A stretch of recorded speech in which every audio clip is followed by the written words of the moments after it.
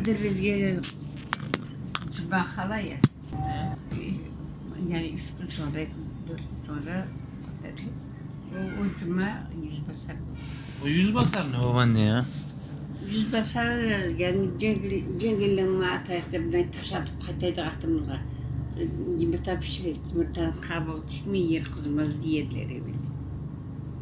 Bir daha söyle. Yumurtanı pişirir.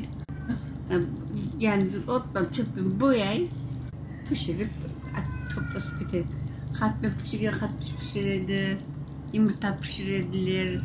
Ondan sonra dolur pişirirdiler, kavurardiler mesela yonlar kuru yemişler. Toplap getirip işte buna da arabanın yerlerine çıkıp çetki. Oturup ahşap oynayıp kulüp giderdi kızlar. Ne oynuyordunuz? Ya normal çalgı çengi mi yoksa? Yok, çalıp oynayın. Yoksa başka bir oyun falan var mı? Yok. Özel oyun? İşte her türlü oyunlarını oynayırlar. Ondan sonra çıkıp oynayırlar. Akşam açık kızlar gayrı bir yere toplaşıp oyun edirler. Gündüz çıkarlar, tam millete çıkmıyor. Bütün şeyler. Kızlar erkekler ayrı ayrı mı çıkıyorlardı? Erkekler çıksa gençler çıkardı, onlar da ayrıca.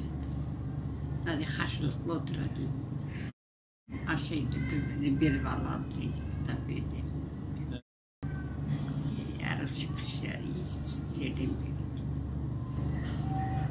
Şey,